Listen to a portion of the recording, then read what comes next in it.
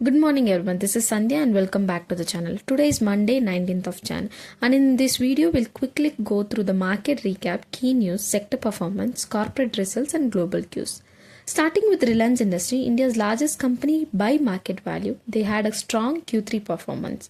Consolidated revenue rose to 10% of year on year to 2.94 lakh crore, while net profit went up to 1.6% to 22,290 crore.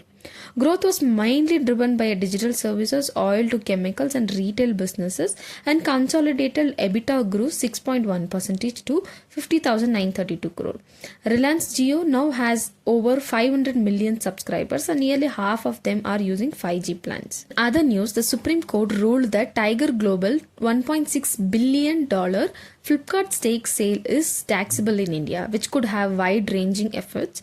Over 500 foreign funds in India's F&O market may be impacted, and this would lead to tax demands worth billions for FPIs, private equity funds, and large overseas investors.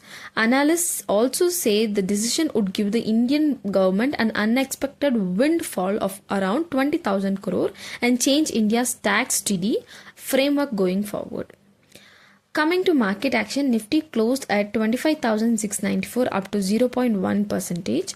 On the daily Ichimoku chart, it's trading near the cloud, which shows the market is consolidating. The Chikkun is acting a strong support, which immediately level is around 25,660, 25,530, 25,450 and 25,350 level. Resistance is seen at 25,820, 25,920 and 26,040 level. And as a strong close about 25,820 would lead to an upside moment. Overall, Nifty is range bound and a breakout either way will decide the next trend. Coming to the Bank Nifty is also near the cloud, showing consolidation. Support levels are at 60,000, 59,650, 59,500 and 59,030 level, while resistance are placed at 60,100 and 60,360 level.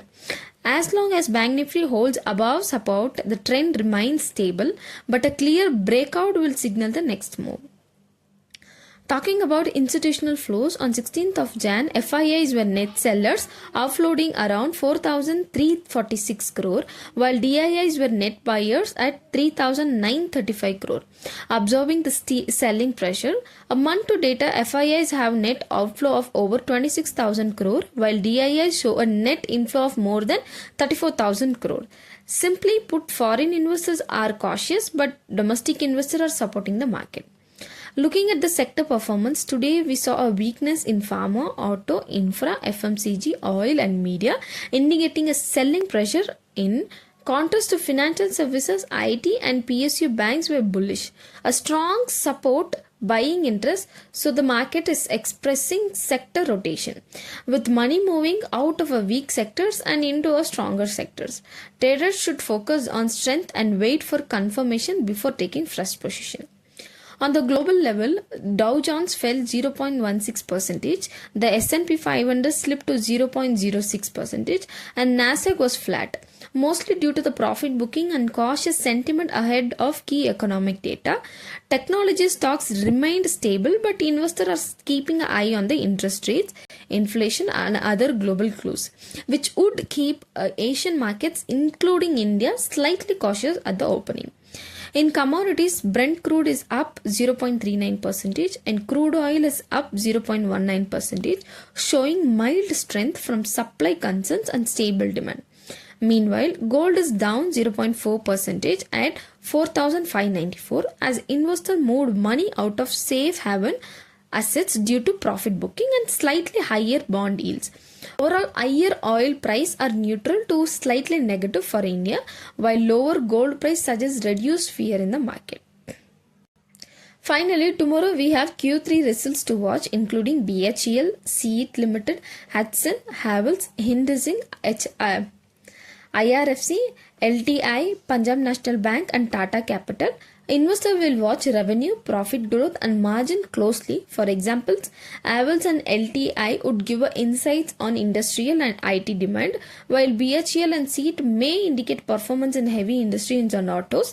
Bank and finance companies like PNB and Tata Capital will reveal a credit growth and asset quality, which can impact sector sentiment. Tomorrow's result would set the tone for sectoral moves and the market for the week. I've also attached the top gainers and losers for the day for your reference. As always, this video is for educational purposes only. I am not a SEBI-registered advisor, so please do not make any investment decision based on this content.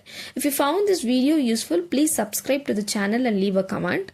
It motivates me to do a more research and create better content for you. Thank you all and see you in the next video. Bye.